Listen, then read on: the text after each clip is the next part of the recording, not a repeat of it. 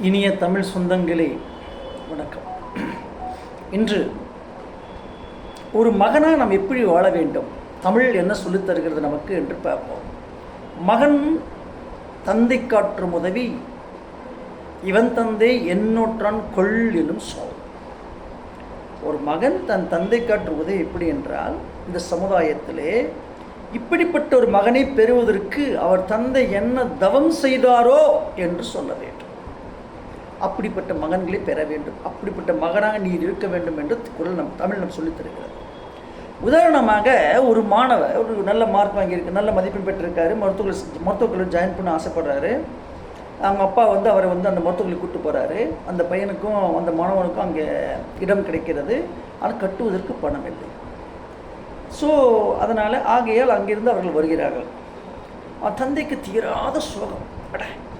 நம் மகனை மருத்துவத்தை சேர்க்க முடியவில்லை, பணம் இல்லாதனால், தகுதி இல்லாதன்னு சொல்ல முடியாது. வெளியே வந்தவுடனே அவங்க அப்பா சொல்கிறார், அவங்க பையன்கிட்ட கொஞ்சம் போடுது அவர் இருக்குன்னு சொல்லிட்டு அந்த மருத்துவக்கல்லூரியோட வாசலை அந்த சுவற்றை பிடித்து கண்ணீர் விட்டு அடுக்கிறார். அதுவரை சாதாரண மகனாக இருந்த அந்த மாணவர் அன்று அந்த கண்ணீரை பொதுவெளியில் தன் தந்தை கண்ணீர் விடுவதை பார்த்தவுடன் ஒரு வைராக்கியமான மனிதராகிறார், ஒரு வைராக்கியமான மாணவனாகிறார், ஒரு வைராக்கியமான மகனாகிறார். ஆனால் அவருக்கு மருத்துவர்களை படிக்கணுன்ற ஆசை இல்லை, ஆனால் தந்தையோட ஆசை அது. அவருக்கு கல்வி இது காவல்துறையில் வெல்ல வேண்டும் என்பது அவருடைய ஆசை. அந்த மாணவர், அந்த மகன் காவல்துறையில் மிகப்பெரிய அதிகாரியாக வருகிறார் பின்னாடி. ஆனால் அவரால் தன் தந்தை சிந்திய கண்ணீரை மறக்க முடியவில்லை. அதை சொல்லி சொல்லி தன் வீட்டில் தன் பிள்ளைகளை மருத்துவராக்குகிறார். இன்று அவர் வீட்டில் 4 மருத்துவர் இருக்கிறார்கள்.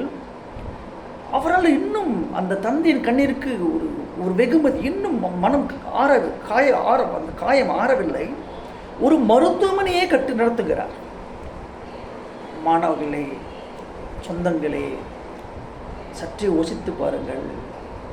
ஒரு தந்தை பொதுவெளியில் சிந்திய கண்ணீருக்கு 4 மருத்துவர் உருவாக்கியிருக்கிறார், ஒரு மருத்துவமனையை கட்டியிருக்கிறார்.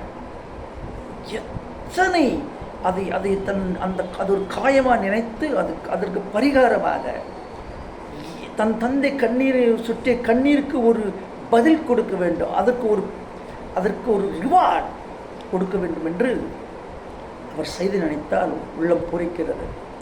இப்பேற்பட்ட மகன்கள் சாதாரண மகன்கள் அல்ல, இவர்கள் மாண்புமிகு மகன்கள். இந்த மாண்புமிகு மகனை, இந்த மாண்புமிகு மரியாதைக்குரிய இந்த மகனை இதே போல் நிறைய பேர் இருக்காங்க. தமிழ் வாழ்த்துகிறது, நான் வணங்குகின்றேன். மீண்டும் சந்திப்போம்.